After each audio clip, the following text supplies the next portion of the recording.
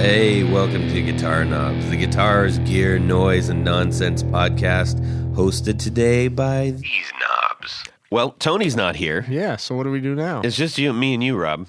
So go ahead. But like until he says that, do we even know what to do next? I mean, Nobody will. That's why you just need to go. that's weird. Rob Chafe, Mad Calification. Hey, everybody, it's me, Todd Novak. Welcome to the Guitar Knobs podcast. We are thrilled to death that you are listening to our show. This is an interesting one. We're in between episodes. Mm-hmm. And we'll get into why we're doing this, but we're going to recap our experience with NAMM, not just from like, hey, we went there, so derp to derp. But remember, we had that interview with CEO of NAMM, John Mlynczak. You think you got that right? Mlynczak. Check. Mlynczak. Yeah, isn't it? John, exactly how do you pronounce that name? My name is John Mlynczak. Well, just like John said, that's his name, and that's how we're going to pronounce it. And that's it. From here forward, he is John from NAMM. Yeah, John from NAMM.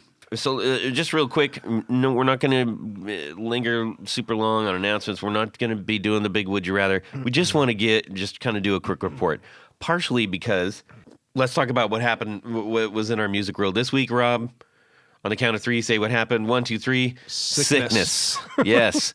We got stricken with Namthrax. Todd was stricken. I had a pretty bad. Grazed. Yeah. So, in my music world, zero happened this week. Yep. And we're probably going to cough a bit while we're on the show. Sorry. So sorry about that. But we've got inhalers here. Or my inhaler, anyways, and I might have to hit that. I'm on other meds and stuff. So, anyways, apologies ahead for that. But it has been really, really rough, and I know some other people got hit with some forms of that as well. Yeah. Ours was upper respiratory infection, which was, going to happen, I guess, or maybe not. I've never gotten sick before, so Yeah, doesn't have to happen. Anyways. Okay, we had a great time. Let's get into why we had a great time. First and foremost, it's probably nice to note that this was Rob's first time there. In Anaheim. Let me say that again. Yes. So I think it would be great to hear from your perspective, your kind of initial experience and everything. Then we're going to get into some highlights and some of the other more specific things that happen, and then we're going to actually kind of wrap it up with, so how did this compare with our conversation with John from NAMM? That's a wonderful outline, Todd. Thank you. Okay, Rob, take it away. So, so I've never been to Anaheim at all, let alone for the NAMM. It was probably one of the most ideal setups, in my opinion, being that smaller airport you fly into, very close convenience to convention center area.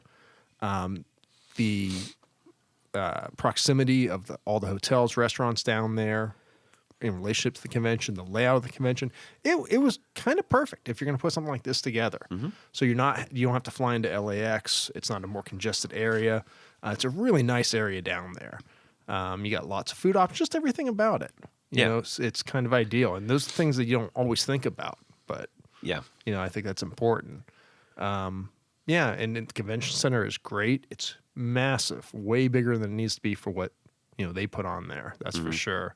Well, they do other things there, Rob. Well, I know. But saying is they could have probably found something, smaller size, but it wouldn't have had the same amenities. So, I can see why it's been, how many years has it been? Long time. That many years. A couple decades? Yes. Yeah.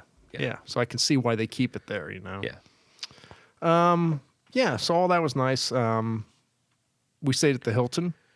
On premises, which was shockingly one of the actually more affordable places to stay there. Yeah, it was pretty affordable. Yeah. I was watching some clips this week of, as we were, in a drug-induced haze from the sickness, some other people, what their takes were, where they stayed and costs and that kind of stuff. And I was surprised that some of the other lodging around there was as affordable, if not a little cheaper, you know? I mean, to put it in perspective, the hotel on the premises, the Hilton, was half the price, at least, from one of the Disneyland hotels, Well, which that is doesn't surprise literally me. a block away. Yeah, that doesn't surprise me. Yeah. Yeah. So now, and you, In the past, we've stayed at Airbnbs because we'd usually have Johnny from Oakland Guitars come and stay with us, or multiple people, and that's a great time too. The only downside of that is you're gonna start paying in transportation Right. really fast, right. and that was one of the nice things. Like, we were right there. Yeah, and I think if you actually want to take part of NAMM and have that be your focus for being there, Yeah. then I think you got to be within a couple blocks. You know? I think that if you are lucky enough and you go like, hey, there's gonna be like 5 of us, let's get a house and do that. That's really fun. But you got to know, well, you're gonna be paying for driving, and that's going to be all that different too, because there's so many other things going on in all the hotels and all the areas around there immediately after NAMM. Even just the Yamaha concert, you know, they had each night. Yeah. Off or right on campus. If you want to partake of that and you have a house X number of miles away, you get done with a long day. You're like, well, I don't want to hang. I kind of want to go. I don't want to go back into that traffic. And It's pretty rough. So yeah, being on site there, Mm-hmm. that allows for all those options. You know, at least in my humble opinion, because both of us made the mistake of there's benefits to both. I've done both. Yeah. So for this instance, this was the right thing for us to do. Yeah, most definitely. Yeah. I guess it depends on what you want your focus of the show to be. Yeah. I mean, heck, we got to shake hands with Whitney Houston's drummer. Oh, I thought we were going to wait for the highs of the just highs. dipping into it real quick. Let me tell you, that was seriously when I was making notes, And the bass player. like what are the highs of the thing?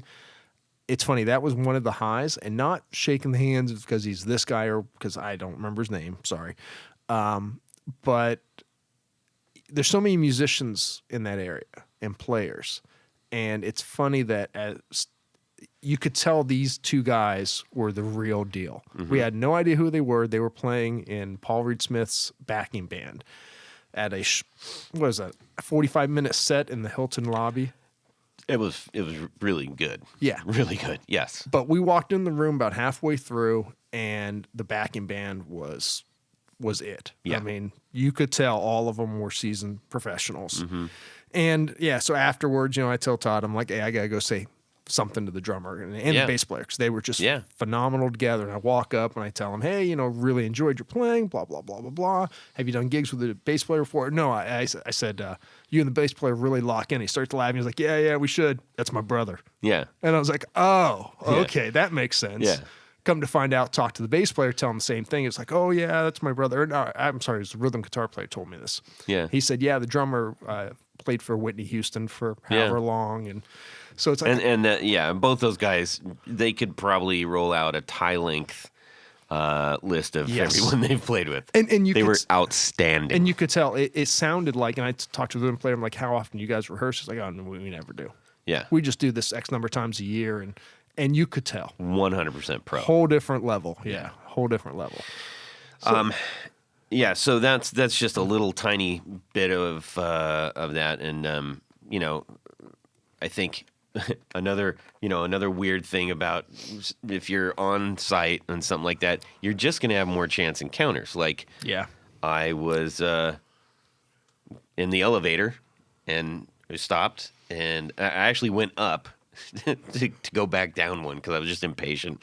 And I went down, the door's open, and here comes Rick Beto and Tim from the that pedal show, and I was like, oh, hey guys, well, isn't this cozy? Yeah. And they were deep in conversation. I'm like, I'm not gonna just let him go, But that was unexpected. Yeah. Friday morning, I go down to Starbucks in the Hilton lobby at 8 a.m. thinking nobody will be in line. Huge line, of course. So I'm next up to get called to place my order. And there's this older guy kind of wandering in front of me, like looking around like he doesn't know where he's going. Mm-hmm. And it's Tim Pierce. He was looking for his pickup order, I think. Yeah. And it was like, Hey, Tim. Yeah. And he goes, hey, and he's like, I'm looking for. Yes, and if you don't know who that is, Just look up Tim Pierce. yeah, kind of like Mr. Guitar. Yeah. So, anyways, so what was some of the aside from all the amenities and all that stuff? Okay, Yeah, this is a music show. Hold on. With the best amenity of the whole thing. 'Cause you had a stage in front of the convention center out near the main drag. Yeah. You had the big Yamaha one out back, which had John Baptiste play on Friday. CC, I can't remember her name. Christian contemporary singer. Don't look at me. On Thursday, she performed. Major acts playing immediately at the close of NAMM every day. Yeah, Beautiful outside stage. yeah, It was just awesome. And then right behind that was the food truck court, yeah. which was genius. Well, there's another stage just to the left of that too. Right. Yeah, the one out front. Yeah. But the food court. That was a great truck, food court. That was an ingenious idea of the locations, everything about That it. wasn't there last time. Yeah. So that's awesome. At least I don't believe it was. But Yeah, just be able to pop out of the show there, and it's, what was that, 100 meters? You walk, and you got all these food options. You Not walk even right that. back in. Yeah. Yeah. So talk about amenities. I'm sorry, but that was a big one. that was a big one. Now, a downside there. Downside there. Hilton was under construction.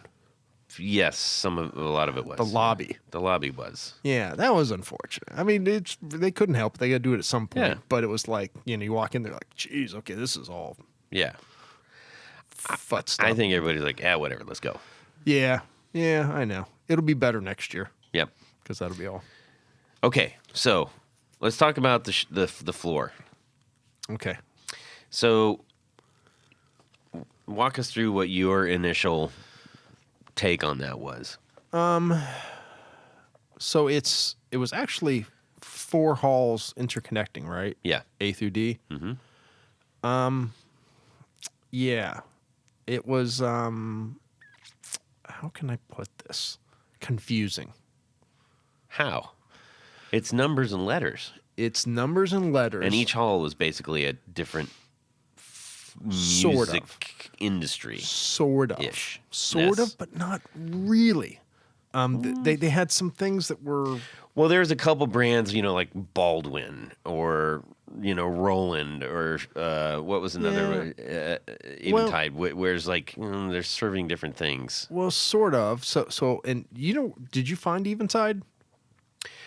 Well, they're just by. I found it. You did Hall E. Hall E. Hall E, and I think It was by appointment only. yes, exactly. Yeah. It was in the back of Hall E, which was mainly acoustic stuff, Yeah, but it also had Pearl drums in there yeah, and Eventide hidden in the back. yeah. It was right, and you had JBL up towards the front of Hall A, which was primarily like the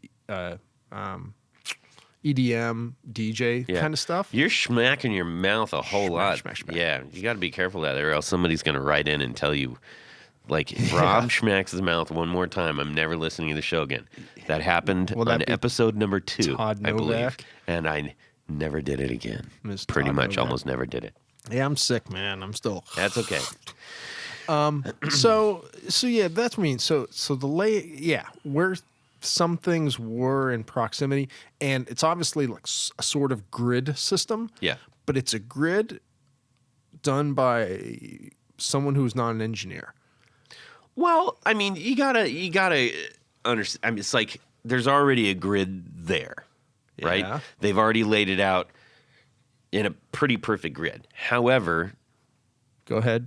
no, the convention. That's Yeah, the convention, I right? know. So they've laid it out in like here's rows 1 through 10, or whatever Okay. the numbers were, right? And then and every other cross section. So Right. I think all that is very much well sorted out.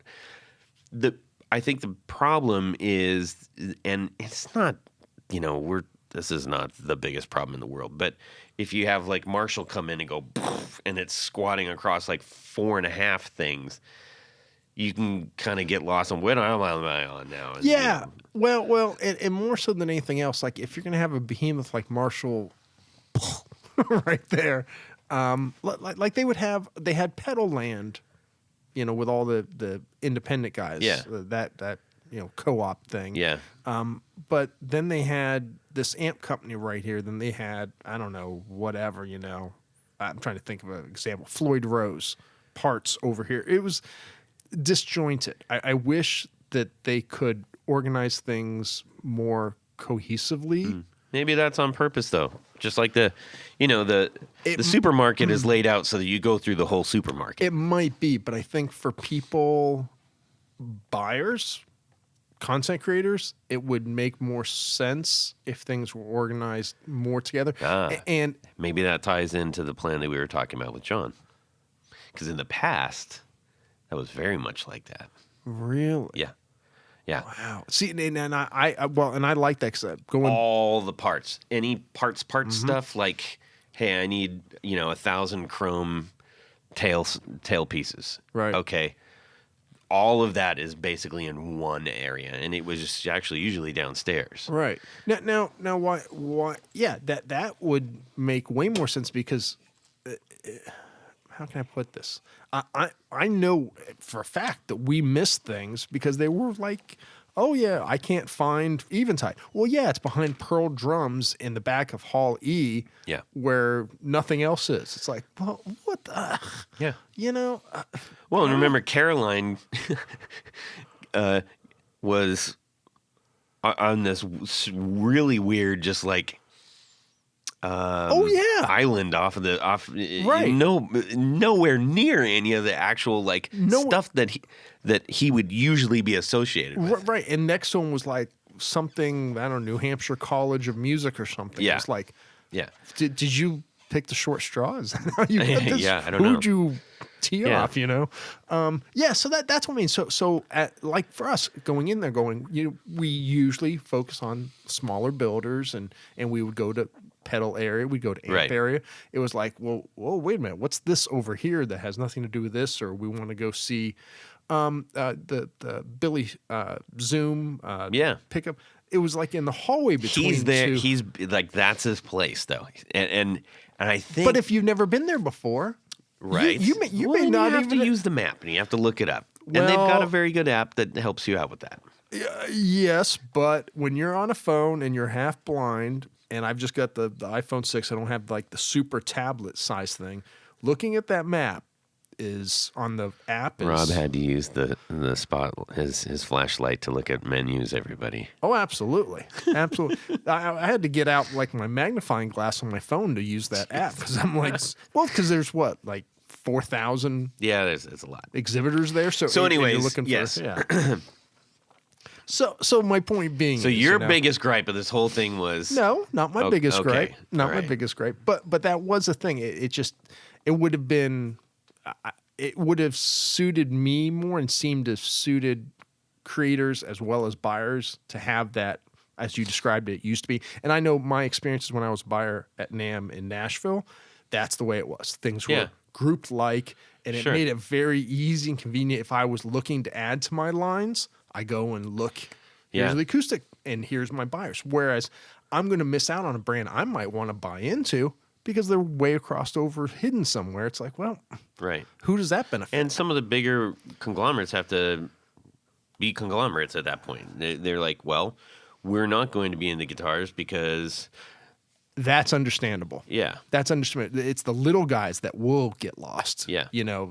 Whatever, some pickup manufacturer that's shoved between LP percussion and something else and another, Yeah. So that's why I bring that up, It's not a huge dig. Yeah. I don't know. You spent 15 minutes on it. Well, no, I don't know why we spent 15 minutes on it. So yeah, what about you, Todd? What did you think? Well, this is not my first time.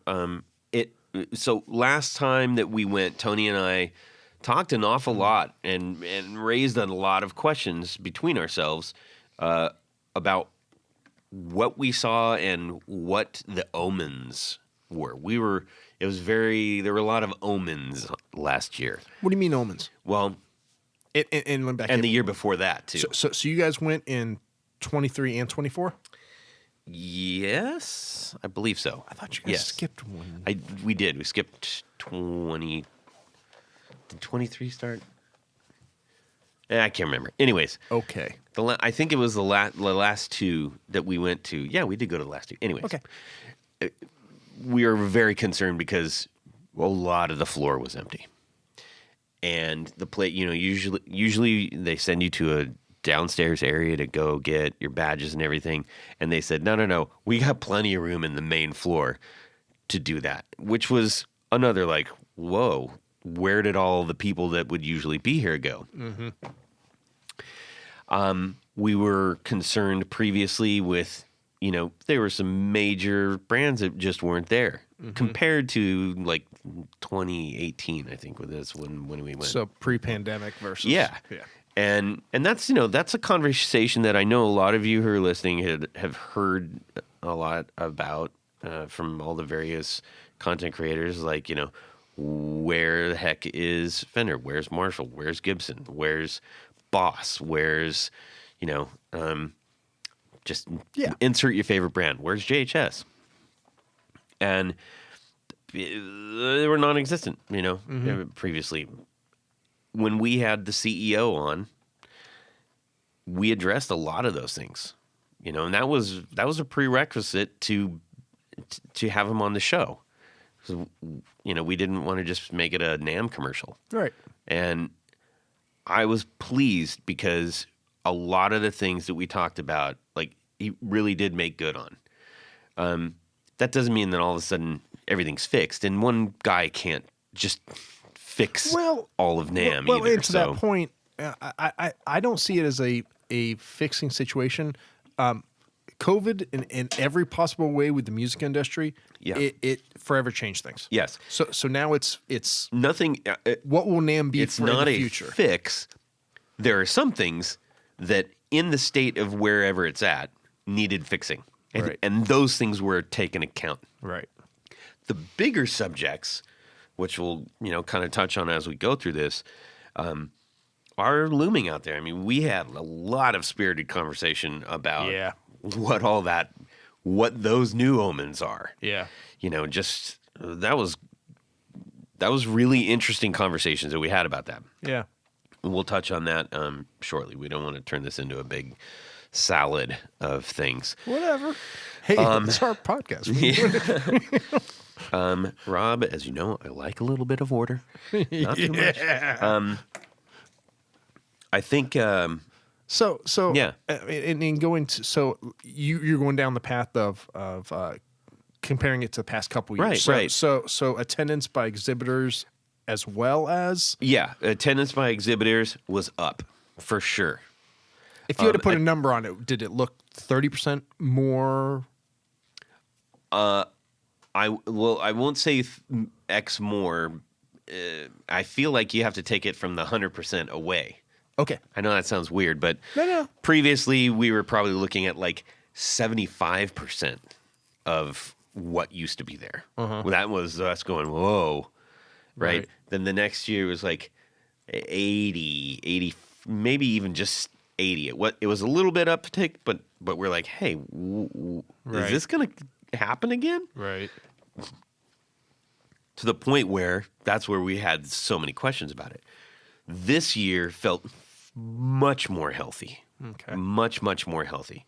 And in going into some of the other music halls as well, like looking in like at the electronic industry aisle, all the DJ stuff and all the synths and everything was bananas. That was a high for me. Yeah. Because and not to dig on the rest of the exhibits. When we walked, I think it was Hall B or A, wherever that was located at. Yeah. So you go from Hall C it's into another B. hall. Yeah.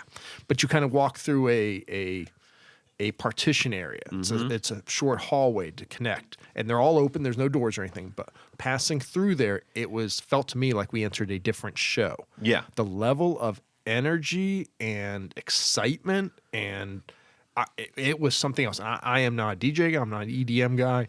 But it was just, you could feel it. Well, and part of that, though, is that basically all the music that is made in there, is of a certain type of energy, which can't be applied to everything else. No. When you go to the guitar stuff, it's like that's a huge range of energy. Well, yeah, but I don't like that music. I find that music annoying and that scene in general annoying. But there was this. I listened to it all day. There was a buzz. Okay, well, my condolences.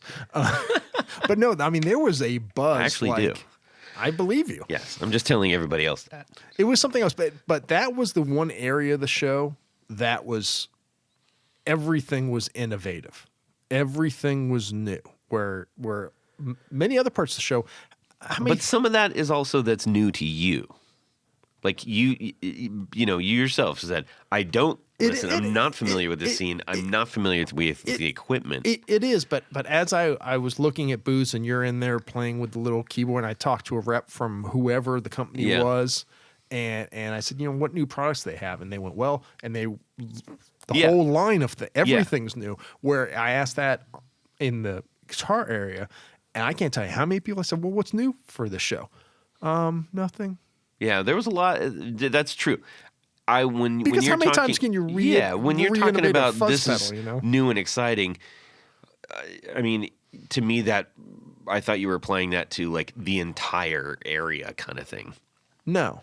Okay, No. These aren't just blanket. It was just like when we went over to the Behringer Music Tribe. Yeah.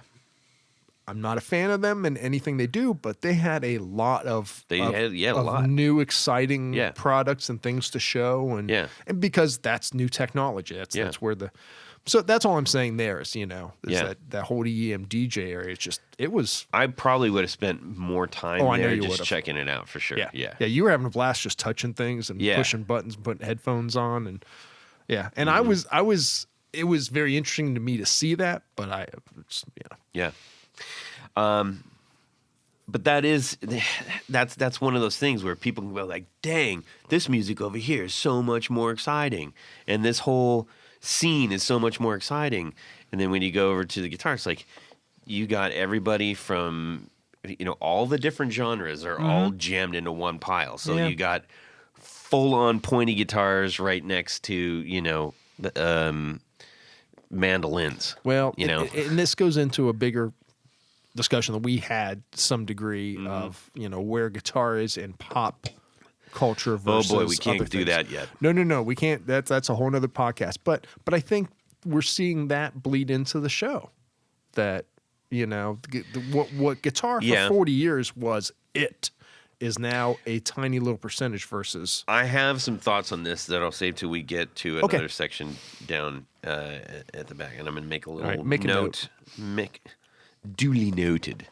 So, let's talk about a couple of major highlights so we don't try to save that for the end. What was the big highlight for you? What did you walk in? My biggest highlight was getting Billy Zoom. Oh, I shouldn't have. I knew that. To sign my actual arm instead of a piece of paper.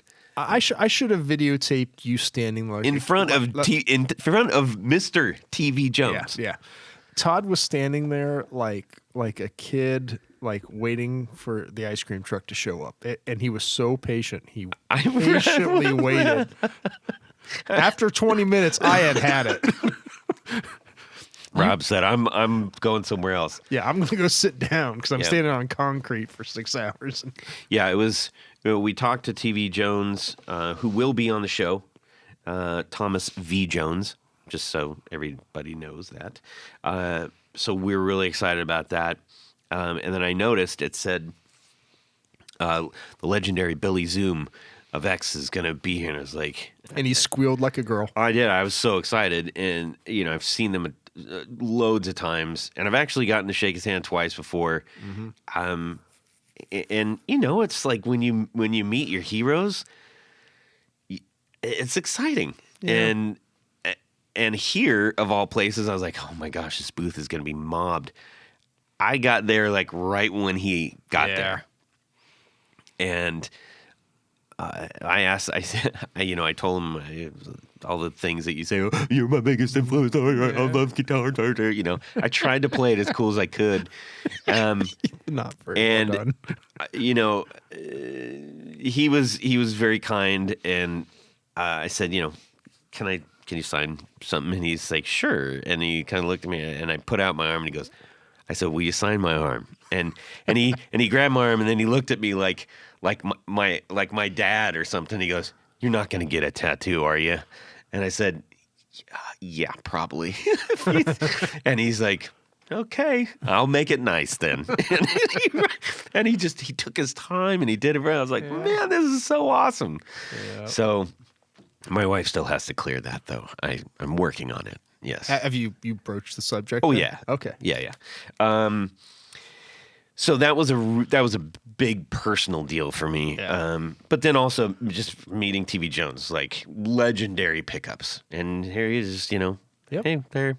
Hey, my name's Tom. Yep. That was really excellent. Okay, your turn, go. The first product that we saw that kind of blew both of us away. Yeah, that was going to be the next thing I said. Okay. Do it. Let's talk about Celestian Peacekeeper. Is that what it was called? Yes. Yeah. So it's a new design speaker that is very low output, but the short of it, in theory, it should operate as a normal speaker would, same load, same response. It's like an attenuating speaker. Think about it like that. Yes.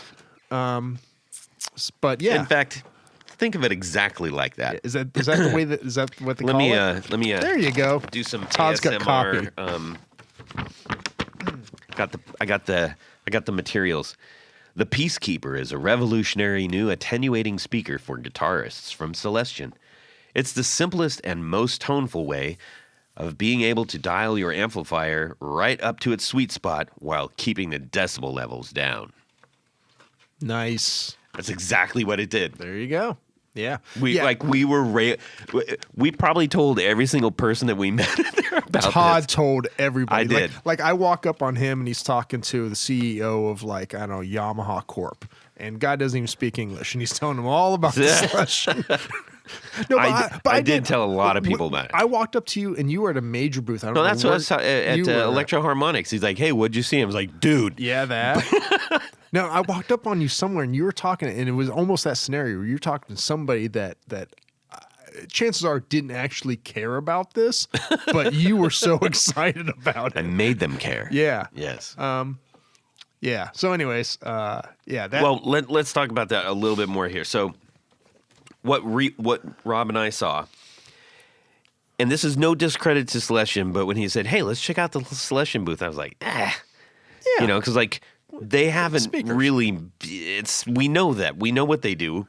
They make speakers. We know the speakers they made. And they come out with a new speaker quite often. Yeah, but it's not. Last time they had the double Dutch bus there, but it was also like, what the hell is Well, and the other thing is, and to put it into context too, we just walked in on Thursday morning. Right. So we're like both kind of cracked out kids. Like, okay, we're gonna go first. Yeah. So for us to stop at Celestian immediately was yeah. Right. But that was maybe the best decision we made the entire time. It was something, yeah. So we walked up, and there's a dude playing this stuff. His name was Joe Levitt, and he was an ace. He was such a good dude. And he's sitting there playing the guitar, and it was really low volume. And fortunately, they were far enough away from the volume that we could hear it. Mm-hmm. And he had two 20-watt Marshall amps. Yeah, like SV20s or something, little studio vintage or whatever. And one of them was completely goosed. Yep. Or dimed, if you like. I like goosed, whatever. And then the next one was the exact same guitar. Amp. Set at 2. Yeah. Okay. Now, he had an AB box. Yep. And he'd say, all right, he was playing and we was like, yeah, this sounds, pretty good. And he said, okay, I'm going to show you what the same exact signal is through this one, which is set at volume 2. And he hit that, and I mean, we all just went like, ew. It was like a wet sandwich. Yeah. I mean, it was floppy. It had no real teeth or muscle to it at all. It just sounded anemic and What I took away from more was just the sheer volume difference. Well, but yeah, that's the second part of it. Yeah. It sounded like that, but it was significantly louder. Oh, I mean, yeah. Than the first one. I mean, drastically. Yeah. It would be the difference between, hey, this is on 2 versus this is on 6. Yeah. So Rob and I's eyes both popped out and we're like, wait, what's going on? And he said, this one is dimed. This one is not. Why do you think that is? Different speakers. And we're like, okay. He said, this is an attenuating speaker. And we literally, it's like, we're just like completely freaked out little kids. Yep. Like we could not think, we were like trying to think of who are we going to tell first, right? Well, and you're off talking to the guy and seeing the demo, and I immediately walked over to the speaker that's mounted on the wall because I wanted to, Mr. Engineer, I'm like, okay, what is this exactly? And I was talking to the designer of it. Right, and I started talking to one of the techs trying to get like, okay, how does this work, and is it a dummy coil or this or that? Because there have been other companies to do similar ideas, but not like this. No. So, I'd never heard anything like that. Yeah. And this is a 50-watt speaker. Right. That's another thing to keep in mind. That's insane. 50 watts, and I think the SPL level is, does it say on there? And that's 86 dB. 86 dB. Yeah. Yeah. So it is, yeah, it's something. And I asked, at this point, this is the only one of this they're going to make. So keep in mind too, this is voiced as something that they didn't really define. Mm-hmm. It sat somewhere in the middle. He did reference greenback, but it wasn't a committal to being a greenback. Yeah. I think the intention is that it be on its own. It's not a something version of that greenback. It's not a quieter version of the greenback. At this point. At this point, right. And I think they want it to stand on its own. I would assume that if this does really well, then maybe eventually this would be the original Peacekeeper. But if you want a Peacekeeper Vintage 30 flavor, maybe if they sell thousands and thousands of them. And, and he said, well, this isn't going to be our cheapest product. Yeah. But you know what? Well, what's the alternative? Right. You got to buy an attenuator, and you got to plug it in, aux box and all this stuff. And it's like, yep. I think that's significantly more expensive and more hassle. Absolutely, yeah. So this was just really, really exciting. And we had the benefit of talking with the guy who actually developed it. Yeah. That was cool. And he was a young dude. Yep. It was awesome. It was cool. Such a great experience. Yeah. Very excited, and they will be on our show. So I'm woohoo for that. Okay, go. That was mine. Oh, that was. Then you hijacked. Oh, you know what? I think another big one for me. I did hijack. You completely. It's like, okay, Todd. No, Yeah, I'm kidding. I think another one was we had turned the corner. We're looking at third power amps, and we recognized a somewhat familiar face there. It's a Delana. Yep. And she started third power amps, famous for lots of other things before that. So much history. And the famous third power amp that really kind of got people focused on it was the Woolly Coats. Mm-hmm. The first NAMM that I went to was in Tennessee in I think 2000. The spring of 2018 or 17, maybe 17. Anyways, and I had a conversation with her, and I said, I would love to have you on the show. We had a great talk, and nobody was hassling her, and I just got to talk to her. Hadn't seen her since. Hadn't had a conversation since. The emails, just nothing went anywheres. So I said, well, okay, I guess you didn't want to do that. We walked up, and the first thing she said was, hey, I know you. And honestly, you almost saw me cry right there, Rob, because that meant a lot to me. It's like, and it instantly reaffirmed like how much connections that we make matter, how much the first impression that we give of ourselves can matter to somebody else. So we continue to have a great conversation. She shared some very, very exciting news that she had just received.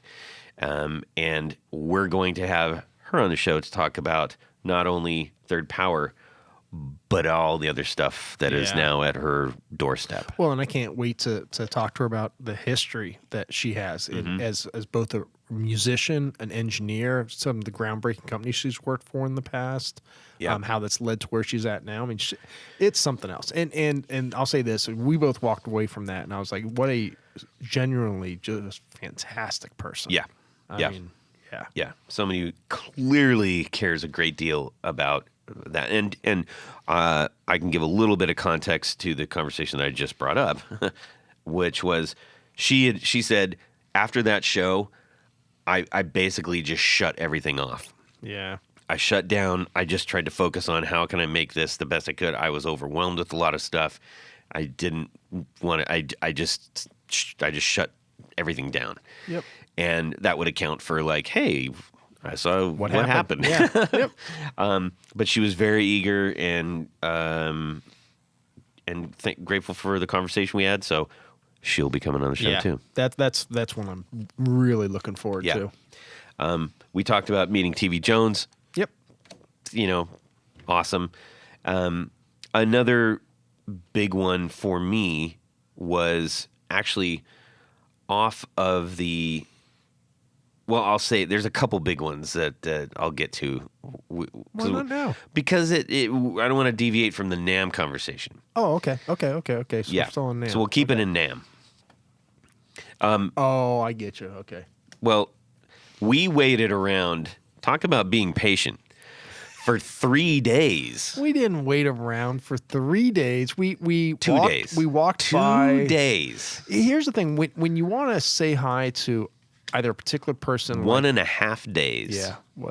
If you want to say hello to the owner of a company or a very popular personality, it is what it is. You either got to get in line or you got to come by the booth. Nope, they're busy.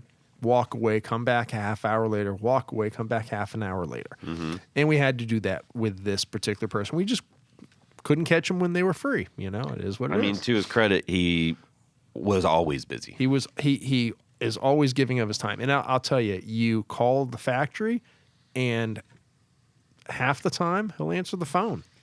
So that's the kind of guy he is, Did you tell him who it was? No. Tell him who it is. Tom Anderson Guitars. Right. Mr. Tom Anderson. Which is what Rob pretty much plays exclusively. Yeah. Having live situations for over 20 years. How many of those guitars do you have? Right now I've got 6. How many have you had lifetime? Like at any one point or cumulatively? Cumulatively. 60. Gee, what? Well, Todd, I was a professional musician, so Oh, cripes. These were 60? Yeah, probably 60 over the years. Sorry. 60. 60. At least 50. Probably 60 though. I'd have to write down all the different ones I've had. Yeah. I mean, like at one time I was in I need my inhaler. At one point I was in a touring band and I toured with 3 of the exact same model for different tunings. I mean, yeah. You gave me the vapors. Yeah. And I taught and worked. 60. I worked at an Anderson dealer for 15 years. So, the store owner would come out and go, hey, we got a slot for June that's not taken. Do you want it? And sure. Okay. Wow. So, yeah. That's impressive. I didn't know that. I thought you were going to say like, I don't know, 16 or no. 20. At one time, I think I had 12 or 13 in my possession. Golly. When I was really playing a lot. And Yeah. actually, there was one month where I bought like 5 in a month. That's crazy because these are not cheap guitars. They're not cheap. But this is a carpenter buying his tools. This is not. I understand that. What I mean? I understand that. I just wasn't expecting that. Okay. So, anyways. And also considering that they're not all. It's not like there's this giant range of like all the different kinds of guitars. Like, no, there's just a couple of them. No, there really isn't. The options. there are so many options. You didn't look at the neck shapes, fret sizes, pickups. That stuff, yes. I mean, I just mean just body shapes. They make 5 or 6 body shapes. Yeah. But then they make them in different scale lengths. Yeah. Different everything. Different. Yeah. I mean, it's astounding. Yeah. When you look at the options they booth, have. you're like, there's like 4 or 5 guitars here, right? I get it. Yeah. But then you look at there's Ibanez, and they got like 75 different kinds of But they're electric not. guitars. But then when you look down, it's like, oh, that's actually the exact same model, the exact same neck, exact I same know, everything in I 6 know. colors. Where Tom's like, yeah, we can do one of 800 colors. Yeah. And all these, and we have 10 fret sizes. They're not 10 frets, but and 30 different pickups we can Sure. use. And Because it's so all it's made to all order. made to order. They're Yeah. all one-off instruments. Well, how much are those roughly? The speaking? low end, you're probably looking mid 3s for a new one. On the low end, that would be a solid finish, no frills. 100? Yeah, 3,500. Yeah. And top end, if you want like the 5A quilt with this and all the features and everything, street price maybe 6 to 7 grand. It's probably the top end or upper end. Because you can literally choose personalized wood. You can either go out there and pick your pieces of wood, or you want Yes. they'll pick them, and I mean, so it really is. They're all one-off instruments, and I think they make less than $1,000 or 1,000 guitars a year. Wow. On average, it's like 3 guitars a day, kind of thing. Maybe they're up to 4 a day. They said, but yeah, That's kind of a lot for a day, though. yeah. I mean, for one guy Well, it's not one guy. What, they got 16 people? and 16 people. Yeah. I mean, and hopefully we're gonna have Tom on the show because I mean it's not. It sounded like when we finally got a hold of him. Now, Yeah. granted, it was at the end of a Friday. It was the end of a Friday. He was very agreeable, but I think to some degree he was like, yeah, okay, it's time for me to go home. that sounds great. You have your people call my people. But we talked to Marcus, which is his partner, and he was. If you all have about 60 doing of his it. guitars, I think he is obliged to do that. I'm not that unusual. Okay. There are guys that you know what I mean. And I finally got to play one of these that you've Yeah. been talking about for all this time, and I was like, you handed me one. And Yeah. this was also another like standout moment. I can't believe I'm saying this, but you handed me like was it the Thin Line? I handed you a Raven. It was the offset body. Okay, but it was a Thin Line. It was. I'm almost positive it had What do you a. mean, thin line? Well, Thin Line style just meaning like it has the F hole and No. No, It F-hole. didn't? No. It was just thought it it was an offset thing. Yeah. I think it had a trim on it. Oh, that's right, because it had the crazy paint on it. Yeah, it had Yeah. the Mistachrome paint, the color changing. Yeah. And he said, just strum this. And I was like, well, it's just an offset, blah, blah, blah, And what? Yeah. It was so percussive. It rang. Resonated. It rang. And it just kept going. I was like, I really couldn't believe that. I don't recall hearing. And this is in front of the Marshall Yeah. thing. Yeah, we're right in front of the surrounded Marshall by booth. all kinds of noise. And I could hear. Yeah. And what Todd's talking about, I told him, I said, just sit down, hold this guitar, and strum an open chord so you can feel the whole guitar resonate and It ring did. and vibrate It absolutely in did. your arms. I've never experienced anything like Yeah. that. And almost every single Anderson I've ever had is that way. I don't know how they do that, but that was Attention special. to detail. It is. Yeah. It's something Yeah. else. Yeah. Yeah, that's all he just needs like an isolation booth to say, do this, and everybody in there will be converted. I agree. I agree. That was pretty remarkable. Yeah. Next. So right after we left Celestion, or not right after, but we stopped by the Digitech DoD booth. Yeah. And they had some neat stuff, kind of a sidetrack.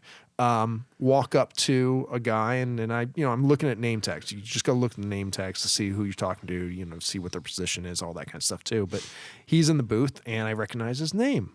And I'm like, Kevin Drury, like back of house amp support for Marshall Randall. He's like, yeah. A guy I've dealt with for over a decade on the back end. You don't expect to see these people Yes. at the show, but he's now in a sales position doing DoD Digitech support and Right. sales, and this leads us into the next thing. Something I'm very excited about is the Marshall book. What is it called? Collecting. It's Loud? called Collecting Loud History. Yeah. So He said, you got to go over and talk Yeah. to these guys. You got to know. And he had to sign up for the thing, like pull up and we're like, oh, yeah, Yep. okay. Anyways, because we kind of got interrupted because at that very moment, we had Johnny Lightfoot come Yeah, over and, right, and start to talk to right. us about some of the pedals. about the DoD history, or Right. what they got going on. Yeah. So Kevin turned us on to this fine gentleman that has written a book and soon be releasing it, History of Marshall. And Yeah. how many pages is it? 800? It's 600. 600 pages Yeah. and huge picture. Now, did you already know this, Todd, that is the documentation on one man's collection? It is not. It's a couple. So, essentially, what I found out, I went over to the Marshall booth and I was trying to find this person we were trying to contact because I wanted to talk to them about the new pedals that they had released. And there was just a guy sitting on the stool. And I said, "Hey, do you know the so and so and blah blah blah?" And he's like, and I'm looking at it, and then I look at his name, and I'm like, "Wait a minute, how do I know that name?" I said, "Wait, Brian Banks?" And he goes, "Yeah." And I was like, "Oh my gosh, We want to talk to you. we want to talk to you." And he's like, "Why?" I said, You did the Loud book. He's like, yeah, it's right here. Yeah. And he shows me a prototype of it. Right. And it's like imagine a phone book. Each page is, it's dedicated to it isn't just like all the Marshall models. It's literally specific models and Specific units. their provenance and what has been done to them. Yep. What is special about it? And it's him and It's 3 guys, I believe. yeah, I'm trying to remember the other one. And this what I maybe you're aware of this, Todd, but the vintage units that were roped off in the Marshall booth, Yeah. were the Yeah, owner of the guy who So it's very, very exciting because I don't think anything like this has been made before. the owner of the amps. His name is Steve something. That's probably right. I know I have another card here somewhere. Anyways, But yeah, so he and a couple other guys said, "Hey, all these amps that we've been working on," and he specifically only does the Tolex on all these things. So that's why you have he and a couple of these other guys, like they have the biggest collection of vintage Marshalls on the planet. well, and that's what I mean. This one guy in particular has 400. Yeah, Many it's of which are museum quality, untouched, unique. Well, I think the guy said his most unique one is a JTM 45 100 watt, Okay. which I don't know how many dozens were made, and he has one, and it's almost perfectly mint condition. Yeah. So it's astounding how much stuff this guy has. Peter M. Margolis. There you That's go. him. You can hear the excitement in our voices. And that's not because I'm like I'm a Marshall guy, I am. I know you are, and you repair amps, so that's also Yeah. like a really, really important, resource. Yeah. I'm just excited because this is going to be all new information Yeah. Oh, it's and I on it- so it's gonna many be levels. So comprehensive. 600 pages. There was a French guy that came up, and he just started talking to Brian, even though I was talking to him. It's like, excuse me. And he's like, "I'd like to buy the book here. But how much for the book?" And Can't buy it yet. and the watching these two guys try to communicate was hilarious because Brian was just like, "No, man, you can't have that. That's a prototype." And he's like, "I just want the one." He's like, "No, you can't have that one. Why not this one? How much for this one is used?" And he was trying to get a discount on this used book. I give you $30. And then he's like, "No, we're prototyping them." And how much This is one my is, display. I can't He said each one of those is like each prototype was like $500 to make, and they have I think 2 But prototypes. it's used now. Yeah. So I was like, okay, you guys are going to handle this. I give straighten you this out. $30. But Brian is very excited to come on, and That's gonna be I hope that we get Peter Margolis on as well. And what you can do, you can go to collectingloudhistory.com and you can actually join the waiting list. Now, the extra cool thing is, it looked like one of those Uline catalogs that you get where it's just like, no, this is just a big catalog. And he said, oh, no, it's going to be leather hard. bound. Leather bound. Leather bound, embossed, the whole 9 yards. This See, thing is going to be worth a lot. I signed up for the wait, but now I don't know if I can afford that. It's probably going to be, I mean, I think he said it's like 200, at least 200 bucks. Okay, I'll spend that. Yeah. Yeah. Yeah. Oh, I'm buying If that. if you're remotely excited about what we're talking about, then you really should It's get on gonna that be- wait list. it's gonna be because that's exciting. also going to help drop the price down initially. Yeah, the more people. So, yeah, bigger run they do. anyways, So that was cool. yes. What else we got? I mean, well, I always enjoy my time at the, for lack of better terms, Pedal Island. Yeah.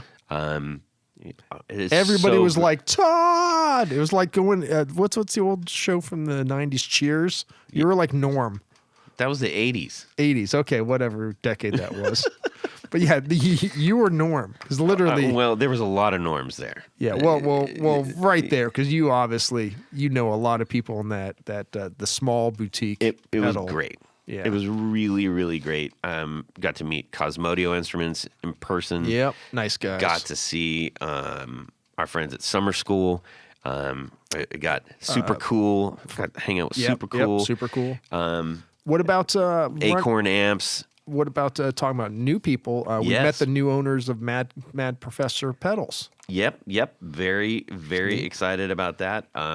We talked to them, and I tried to explain, like, hey, I tried to connect with you like 2 years ago or something like that. They're like, we And he weren't there. said, we weren't there. And I was like, oh. And he goes, we own the company now. Yep. And because the originators, the original guys, all left. They Whatever. they retired. They just abandoned. Yeah, they retired.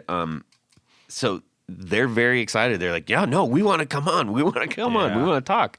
So they had all their stuff. They've got plans for new things and Re-releasing stuff. Yeah. yeah. Some of the Mad Professor pedals are really unique because in a lot of ways, when you interact with it, you're like, wait, what is this? What am I supposed to hear from this? I think one of them that like a honey drive or a honey pedal or something like that. Sweet Honey. Sweet honey. I They tried probably called that and it's just not. They're not all like the most intuitively laid out And some things because some they're of the knobs, combinations of things. Well, yeah, interactive. Like Yeah. I think Sweet Honey or some of the other overdrive pedals, the focus control changes how it works depending on where you have the gain and where you Yeah. have this. And for disclosure, I've been using the Little Green Wonder on my pedal board for almost 20 years. yeah, And I also had the Silver Spring. I'm a big proponent. I've always loved Mad Professor pedals. Yeah. Because they are very natural, very organic sounding. yeah, So, and the first thing I said when they said, yeah, we just bought the company, I asked him, I was like, so where's the phaser? Because they made a phaser back in the day. And he's like, we're planning on bringing that back. It was the most full, lush phaser I've ever heard in my life. I should have kept the thing, but... So, yeah. So it was great just hanging out, and I mean, I just wanted to hang out and just continue to talk to these guys, which that's one of the things you have to be mindful of. it's tough. Because yeah, they want to hang out and talk too, but they're also trying to meet new people. They're trying to attract, dealers and stuff, and They have business to do. Get people that are way bigger than us to get attached to their brand. Like we're standing there, and we're hanging out with Super Cool, and he's like, hey, Troy Van Leeuwen's supposed to be here in like 5 minutes. And I was like, what? And sure enough, he showed up and he goes, I'm just gonna have him come over. And he was completely wigged out, Troy Van Loon came over, played one of the pedals, said, "This is what I think," blah blah blah blah blah, and they got a picture, and he was like shaking after that, and understandably so. Troy Van Leeuwen's a beast. So that was great. Just all the connections there in general. And like we talked about at different points too, that was overall, that was the most important or biggest high for me, was connections with people. Because new products, even if it's this like the Slush speaker, that is something could potentially be really groundbreaking. That's fantastic. But making connections with real genuine people, I mean, and yeah, we had a lot of that and a lot of exciting conversations to be had. So I think another big one for me, I love hitting the guitar boutique showcase. Sorry, the boutique guitar showcase. And we've, just like out in the pedal land and even in the amp land, like we've had so many of these people on. And a lot of times NAMM is where I get to actually meet them for the first time. yeah, face to face. In this case, and now more reoccurring, is like we get to reconnect. And that's always extra fun. So we walk into the showcase, and we met up with Sully Guitars, who immediately just made us go like, "Oh no!" And we were, we had to have been some of the first people there. Yeah. Because it had just opened, and we kind of went directly to that. Yeah, and it was Thursday too. Yeah. It was Thursday, and Sully was there, and he said, "Well, my number one showcase guitar that was built around the concept of a Swatch watch had been stolen before the show even started." Yeah. I can't even believe how that guy was containing the rage he must have. And I know that they've been struggling to sort that out, but I'm sure things will get sorted out. And then got to hang out with Cower Guitars. Doug. Yep. He's a kindred spirit. I like that guy. He's a great guy, yeah. And so, we had a great time talking with him. Dean Gordon, he's like Mighty Mite. Yeah. He's got a lot of punch. Yeah. And his beautiful guitars instruments. are just the gonzo. The meticulous. It's yeah. You think everybody associates his guitars with supercars. Yeah. And that's because they look like supercars, they feel like supercars, and you can tell that the engineering is not expected, and that's one of the reasons supercars are so crazy. I'll say this though, that most supercars, like you hit a bump too hard and something falls off. That is not the case with these. These are built. Oh yeah. I mean, you would think they were made in a multi-million-dollar facility. Absolutely. It's astounding. They're not. Yeah. By any stretch. Right. And he labors intensely over every single one of them. Yeah. And then also got to catch up with Phase Guitars, which is the ones that we had from Germany, the all aluminum ones. Yep. And he's just an absolute great dude, so smart. And the cool thing was this time, when he had showed his guitars before, it's like if you pick it up, it's all aluminum, and that's cool. The neck's aluminum, the body's aluminum. All the parts on it are basically proprietary. He's crafted or co-crafted everything. And this time he brought it, and the neck, the back of the neck and the top of and the fretboard were separated, so you could see how he'd created the connecting bodies and the actual body itself. He had an open clamshell of the body. Just fascinating stuff. I mean, I could see somebody rolling up and said, "Hey, I don't want to buy these guitars, but I have a very good friend at Ducati that would like to hire you." Something like that. Honestly, that's how that crazier things have happened, because he's like, he's thinking on a level. Yeah. Nothing in there was like that. Yeah, for sure. So that was very, very exciting. And we got to hang out with Caroline Guitars over by himself, and by the got bathrooms or greeted wherever by a he was great big at. bear hug, and I was like, wow, that's Yep. cool. I love it. And along the way, I should say that our friend David Kaminga was keeping a good report on everything that he was doing, and then we got to go out and have dinner with him Thursday night, and that was a great time. David, thank you so much for hanging out, for being patient.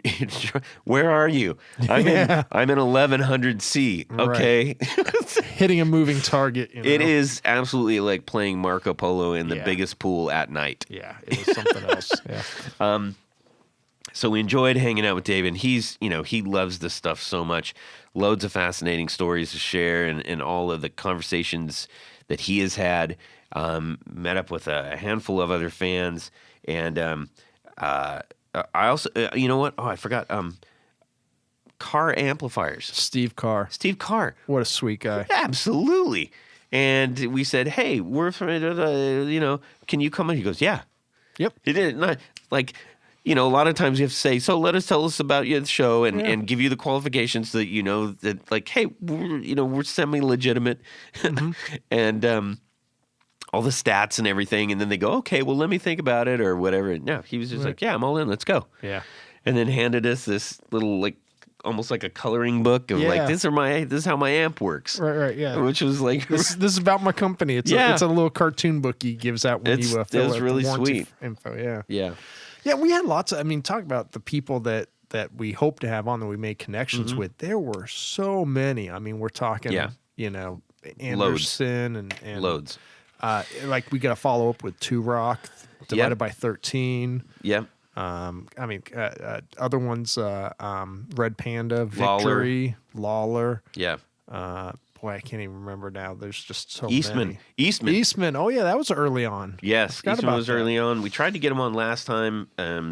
Things didn't play out, but this time it's going to happen. Yeah. And not Eastwood, everybody, Eastmen. Yep. And that was a great one. Now, we're not going to be super much more long in the tooth here, but this was all happening in NAMM. Outside of NAMM, there's a whole bunch of people that typically would have probably been there. Curtis Novak put on the Wood, Wire, and Volts showcase off-site. He and a handful of other people put that all together. And, I know most of you have probably seen all of the advertisements and everything for it just on social and like, what is this? Because it's happening at the same time at NAMM, but it's not at NAMM technically. The builders included there were just absolutely, half the room was been on our show. Yeah. So it was another cheers moment for Todd. Well, not in the sense of but in the sense of like reconnection with people you have a history with. Yeah. So we have I'm trying to get to it's a long list. I finally got to meet in person Chris Vincent from R2R Electric. We've had him on the show twice. It was such a thrill to meet him in person. I feel like and that's the whole thing. A lot of these people, you just have to have a conversation. You feel like, I feel like we've been friends for a long time. Yeah. And met his wife, and it was just, that was worth the price of admission right there, honestly. Yeah. Chris, I know you're listening. Thanks for doing what you're doing, man, and thanks for being such a sweet dude and taking time to hang out and talk with me. And it was such a great time connecting with you. And then Frank Daimel, all the way from Germany. Yeah. One of our earliest guitar interviews, and we've had him on twice. And he was saying the same thing. I'm so thrilled to meet you. It's like, I feel like we've been talking for years. So, and all of the people in the showcase, they are this is like top shelf builders, top shelf, not just builders, but top shelf people in the industry because they're doing, everybody's kind of doing a little bit more than just building. They're contributing and co-contributing and they're just embedded deeply into the scene. And this room was filled with some absolute greats. You had Walsh guitars. Oh my gosh! So sat there and got to hang out with him, and same thing. It's like, oh my gosh, I feel like I've been talking to you forever. So we're gonna have him back on the show. Cool. So he gave me a thumbs up for that, and get way more into that. We talked to Grez. Yep. Yeah, we had Grez guitars on, and you got to check some of those out for the first time. The Redwood guitars. Yep. Ran into somebody that is going to be on the show. I'm very excited for this. This is Tone Ranger guitars, and they're very Bakersfield-ish, I guess you could say. Absolute gem of a guy, and his name is Jeff Leavitt. Sure. He'll correct me. Yeah. I just got Jeff. You Yeah. know, he's like, "Hey, I'm Jeff. Hey, I'm Yeah. Todd." You know, Yeah. he's probably struggling with my name too. But if you're not familiar with Tone Ranger guitars, go check it out now because like it's different than everything we've been talking about. We obviously got to hang out with Curtis Novak. Curtis Novak pickups, obviously, known, very, very well known. Zach from Mythos pedals. They had Black Volt. They had Asher. I'm just gonna kind of go through it. The Frank brothers. I got to meet both the Frank brothers. They were also early on people, and the conversation that kept coming up is like, this is also my opportunity to say thank you for taking a chance on a very little known podcast at the time when you came on the show. And we talked about like how far they've gone and how far we've gone and all that stuff. And almost everybody in that room actually was pretty early on the show. Built guitars was there as well. Yeah, that was some great stuff. Satellite amps, Earthquaker. I had no idea Casadosa. I had no idea Satellite Amps was responsible for the loud room there. Oh yeah. That's who is. Yeah, I just heard loud noises beyond this door, and I had no idea that's who was behind there. Yeah. So, anyways, it was obviously a very, very good trip. Now we're going to round third and head home. Okay. Also, I know that there's a lot of people that we probably have left off. There's so many. Please, don't take any offense if your name has not been mentioned. What am I going to say? Oh yeah, get to the thing. Rob's telling me to turn the corner. Oh wait, that was Starcrawler played at that place too. Oh yeah, that's right. Yeah, you went back for that. Epic. Yep. Yeah. So we went back that night and watched Starcrawler and hung out with Henry for a little while, and they sound amazing and everybody lost their mind. It was great. Okay. So our conversation with John from NAMM. Okay. How do we match up everything we've been talking about with our discussion that we had with him? Well, and let's talk real quick. Our takeaway after our discussion with John directly influenced you and me to go out to this NAMM. Exactly. Because the way he framed it, that I wasn't planning on going. Yeah, no, neither of us were. And the changes they're implementing and their vision for what NAMM is going to be moving forward. So we're like, well, this sounds exciting that they're putting this together and more creator, influencer centered. They have the lounges for recording, editing, all that kind of stuff to make it more interactive. So that's what we were expecting to see. What did you think, Todd? Did you think? I think most of the stuff that I think that he was very clear on addressing the things that he knew that he was able to impact. Mm-hmm. There's two stories going on. Well, maybe more than that, but two main stories going on now.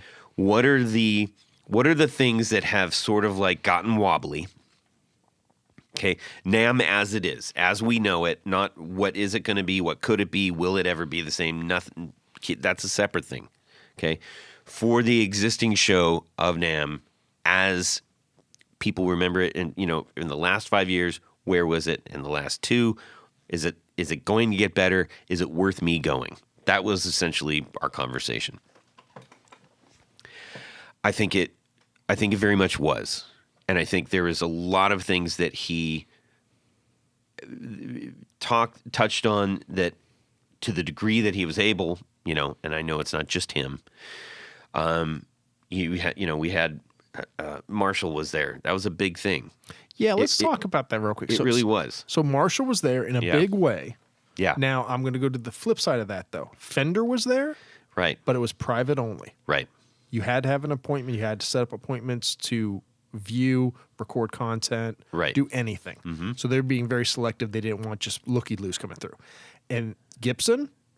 Not there at all. Not there. They had some pieces in the creator content area or something. Yeah. But they had no reps, no nothing. No. JHS wasn't there. PRS had no booth. Right. I mean, but he played there, which was also he played and had a 30th anniversary party somewhere off-site. I mean, he was there, but PRS as a corporation said, yeah. Yeah. So you still have some really big names. That starts to pick the scab of the question that everybody keeps asking, which is like, where's this going? Where's it going? If anywhere. What combination of what it used to be and right. And how much life will this still have? Now, we're looking at it also only from the guitar industry part of this. Well, no, I understand. Just simply we're saying, focusing we on don't know enough about all the other stuff, all the like orchestral instruments, drums, live DJ stuff, pro audio, all that stuff. I mean, we just don't know enough about that to talk about it. Yeah, you might know a little bit more about that. I know a little bit more about that, but yeah, it's interesting. Let me chime in here that back in the day, 20 years ago, when I used to go to NAMM, it was buyers. It was to make deals and to see new products before they were even produced. Right. Right. Now the products are produced, ready to ship in a retailer the day NAMM starts. Yep. So the purpose of NAMM is not the same, and what John kind of put forward to us that they were going to focus on what could be the focus in the future, which is the social marketing and that kind of networking thing. Yeah. How much purchasing do you think happened at this NAMM, or do you think it really has shifted to I talked to quite a few people who actually were meeting with vendors to purchase, because that's for some people, that's the first time that they're ever going to get to see him. So mostly in the smaller realms, or even people from outside the U.S. Mm-hmm. A lot of the boutique guitar stuff.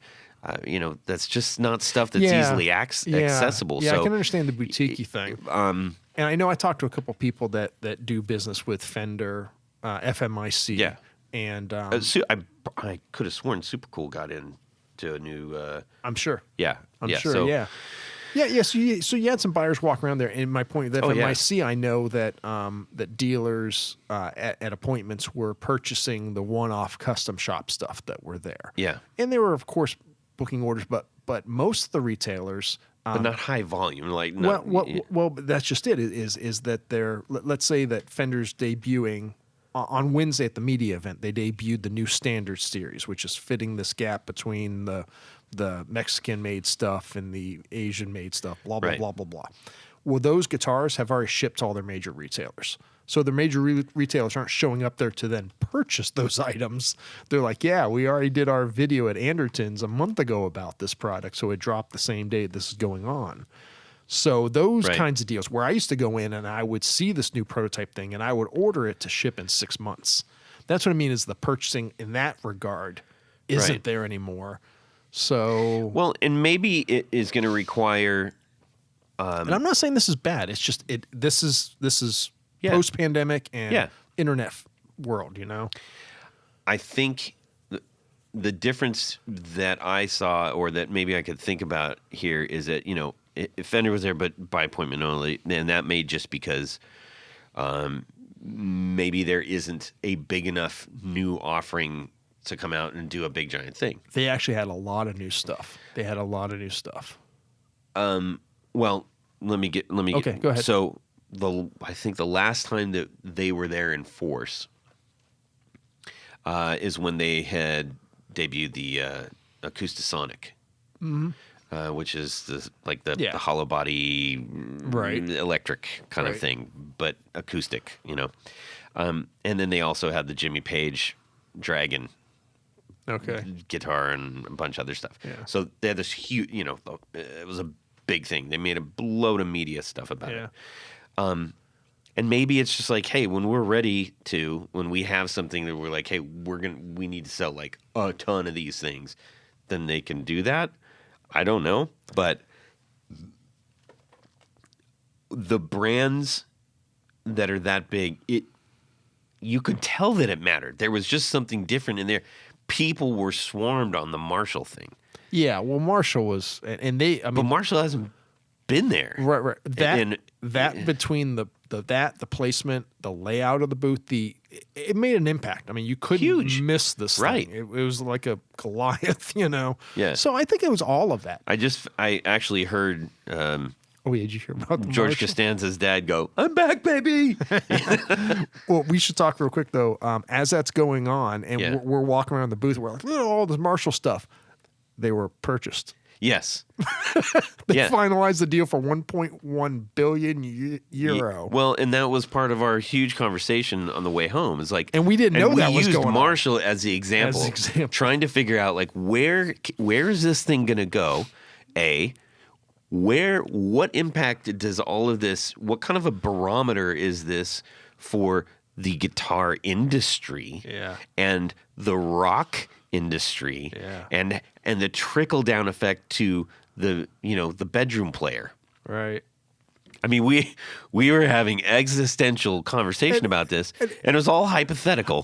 And we had no idea it just happened. Yeah, it was hypothetical, but it was like you were sharing your information from a person who's worked in the amp industry your whole life. Yeah, and the sales flipped. And the sales flipped, right? And I'm looking at it from a player, an enthusiast, a media person, so it was really interesting to volley back and forth, Well, in some of the things we talked about, and just like this, so they were bought, everybody knows by now, but they were bought by a Chinese firm that, I don't know if you know this or not, but they also hold Alibaba and some other things like that. They bought it for $1.1 billion. They bought Marshall Group, which includes everything Sound produced products before they bought Marshall, controlling interest in Marshall. Let me clarify that. And I knew it was a really skewed thing, but in 2023, Marshall Group sales were $300-some million, right? 5% of it was guitar-related products. 5% of it was Marshall amplifiers. Jeez. 70% of it was Marshall branded speakers. Yeah. 20% of it was Marshall branded headphones. Yeah. I used to have a pair of those. They were actually pretty good. So worldwide, what we consider like Marshall, this Goliath of guitar amplification, is a rounding error in the bigger brand that is consumer products that don't have a clue what Marshall amps are. Right. So, and now that's been sold from Marshall to Sounds 18 months later, or Sound. They've now sold it to a Chinese firm. How much is there concern on the... I think there is a 20% retain...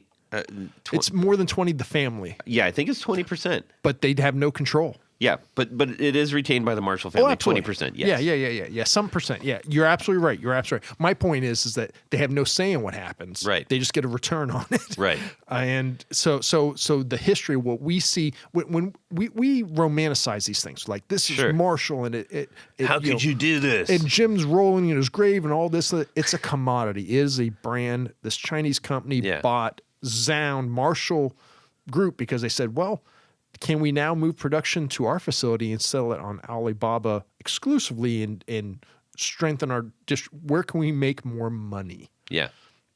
So and that's the big companies, but then you've got these little guys at the show that are like, this is my life. Yeah. It's my passion. I Right. don't look at it as a commodity.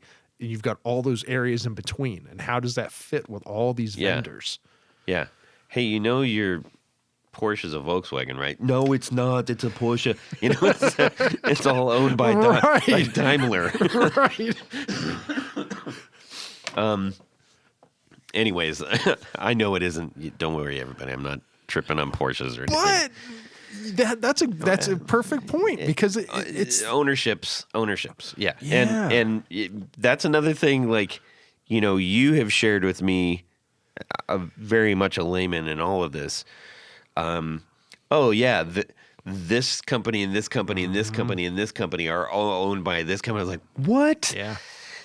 Just because I've never thought to think, is that actually like, why would they be owned by somebody else? And at the show, I walked into the Yamaha room upstairs, second, third floor. I walked across the hall, and you had your Yamaha Guitar Group, which is Guild, somebody else, Ampeg, Line 6. Yeah. You tell people, it's like, Ampeg is owned by Yamaha. They're like, what? Yeah. It's like, yeah. Well, Vox is owned by Roland.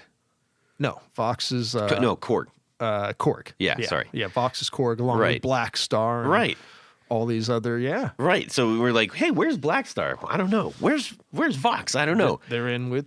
I can tell you where they're at. I wonder who's in the Korg booth.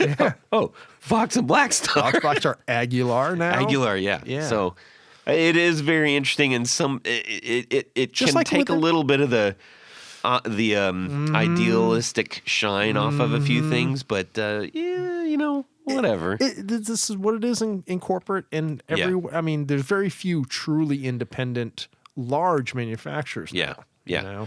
Well, anyway, so our conversation was, we're going to use Marshall as the example of where do the big guys fit in this NAMM thing? Yeah. Is it worth it for them to go? We had very differing views and goods and bads, and plus and minuses, and this is what I think, and this is what you think. All of that conversation can be put in a box, because another thing that was happening, and then this wasn't the only sideshow, by the way. Yeah, the Woods wires and volts. Wood wire and volts. So as much as this conversation is actually, it's important, and it's not like all of a sudden the lights are going to get turned on, but does this need to become something different? Just altogether? Who knows? We can't answer that. I don't know that John can answer that. He might have a crystal ball. I don't know. But the conversation that we had with him, I think it was great to hear that from him, because we went in there and we said, well, let's see how this goes.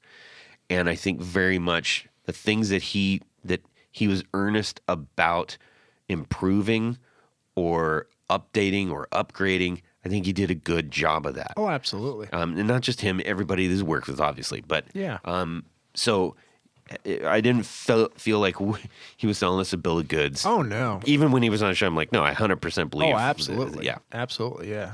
So, John, thank you for that. But outside of NAMM, so you had the wood wire and volts. And then you also had... And so these are like, hey, here's a whole sub house of like brands. Is like, and to Curtis even said, I turned away a lot of brands because didn't have room. I needed this to be like, no, it's got to be these brands. Yeah. And we also didn't have room, and I didn't want to compromise the experience because it was all about like turnstiles. Like they were all of the displays were like round tables. Yeah. So you didn't just walk up and down aisles and say, I don't need to go down this aisle. You had to interact with everybody. Really genius. Incorporated live shows. Science and Nature. It was a great band. They played right before Star Color. Bar, they had the food, and it was perfect. And he, next year he's like, I want to do this again. We're going to try to make it a little bit bigger. I'm not going to blow it out, because there's something about it being small that makes it extra special too. There's also the effector market, which we missed because that was on Saturday and we were on a plane. And that included, loads of other ones that, I know that Chase Bliss, 29 Petals, Alexander, Caroline, Empress, Maris, and Old Blood, they were all there. Yeah. Which I'm sure would have been a really great time. So nature finds a way, right? And these are two examples of the little flowers that poke up in between the sidewalk cracks in the big city. And the big city being NAMM, here's these two little things that go boop, and you're like, this is freaking cool. Yeah. And it maybe it does sort of turn into that is a destination, and there's a bunch of these things that start taking our attention. To me, that's kind of what the Nashville NAMM feels like, honestly. There were loads of like little pop-ups and stuff that we got to go to. Yeah. And that's the way the Nashville NAMM used to. They would have a dedicated side David room. Kaminga just texted me. Oh, that figures. It's like, how are you and Rob doing Namthrax over? Yes, David. Namthrax is, it's just about over. Yeah. But Nashville NAMM used to have rooms that were dedicated to boutique builders, and you would walk through, and it would be very much that, and it'd be at that point it was like Grosh guitars and VHT amps and Matchless, and they were off to the side, and it was very much a small community thing, and it felt small, Yeah. Which goes back to the NAMM thing we talked about. It was great that these outside shows are popping up and building that community. I wonder if somehow NAMM can help foster that as part of the greater NAMM thing. Yeah. I think they may not have any other choice. Honestly, it would be in their absolute best interest to keep doing that. 100%. I mean, like in my head, I would imagine like Hall E, which was mostly acoustic stuff, miscellaneous. I don't know. It's kind of the trash bin, to be honest with you. It was kind of just a hob. Boy, it being off to the side like that and everything, that would be the perfect place to put all of these people that are doing their own shows outside and make it the cool area. You could. I think that there's no way that Curtis would do that, especially having gone to see what Wood Wire and Volts was. Yeah. I mean, it was totally different. It was totally. But then that's what I'm saying is involve these people and go, how can we bring that? So we're not going to make you fit. I don't think you can. I'm saying they don't be might so need negative, to. Todd. I think that they probably need to support it being there in some way. Say like, because the downside is that still, like, if I'm a buyer, if I was buying for a larger independent dealer, I most likely would not have gone to either of these other outside events, because as a buyer mindset, you're there to do business and you have to be streamlined, organized, put it together. Yeah, but that's where that's where some of the hottest stuff is. And I mean, but you don't know that as a buyer. You don't know what. But that's why you have to go. I'm telling you, as a okay. All right. This is the I know what a buyer is, and not I know what a buyer is, but I've been in that position before, and it's Well, it'd be interesting. We'll talk with Curtis. He's going to come on the show, so that'd be great. It'd be great. Yeah, it'll be awesome to hear his. We have so many just fantastic interviews that are going to happen. I know. 6 months. I'm really, really excited. It's unbelievable. Our calendar is just getting loaded. It's very cool. And I got a few more. Hey, when are you going to do another one of these 4 on the floors? Jeez, I'm like, when are we going to squeeze that in? We got a whole stack of business cards. Yeah. But we do have to. I told him probably in next March. Quarter. Yeah, there we go. Try to do March one like maybe April. every 2 months. Yeah. Anything more than that, and it's gonna wear the shine off of it. Agreed. So more to come on that. But anyways, we could go on and on, but we are out of our own time that we give ourselves. Actually, we went a little bit longer than I thought. We went a lot longer than I thought we were going to go. Yeah. So let's wrap this up. All right. Listen, everybody, thanks so much for hanging out. We'll be back with a normal nonsense-laden podcast coming up right after this one, where we're going to have M2 pedals on the M2. M2. Yeah. Very cool stuff. So, and Tony will be back here to brighten all your days. Anyways, Rob, anything else? No, that's why I'm looking at my notes. Make sure we didn't miss anything important. Give me 2 seconds. Okay. Oh, no. Oh, we can't. How many Chinese OEM manufacturers were there? Holy moly. They're always there like that. 20 years ago? No, they weren't. Oh, well, every time I've gone, like, that's the whole bottom floor almost. It's insane. But now it's on the top floor. It's insane. I mean, so many. Yeah. Whatever you want made in music, you can walk up to a booth and go, yeah, I want 12 of those or 12 cartons of this in red with my name on it. Okay. Yeah. It is astounding. Okay, sorry. That's it. Okay. All right, everybody. Have a fantastic guitar week and subscribe. Yeah. Okay. Here we go.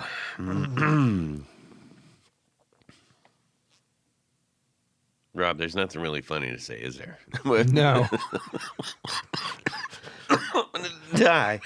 Oh, I'm gonna die. No, I was so whacked out. I think I felt I was low blood oxygen. Yeah. Because I was just having a hard time Hallucinating? breathing. Very lightheaded, like all week, right? From all this stuff. I went to the doctor, and then I was waiting on my meds, and I was like, okay, I'm just going to wash my car because it's got all the snow calcium all over it. And I went to the car wash, and I put the car in, and the guy goes, oh, what's the zip code? And I was like, 92345. And I was like, 92? That's not my zip code at all. And I couldn't remember my zip code. I just started saying strings of numbers that I weren't even close to that.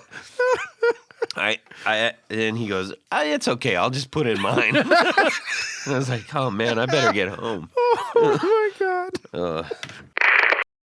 And away we go. Well, that's it for these knobs. Please visit our Patreon page at patreon.com/theguitarknobs. Visit our website at theguitarknobs.com for all of our past episodes, 4 on the Floor blog, and other good stuff. You can connect with us on social too at our Facebook page and share your gear and stories on our Facebook group. Also, be sure to check out our Instagram at Guitar Knobs. Catch you next time.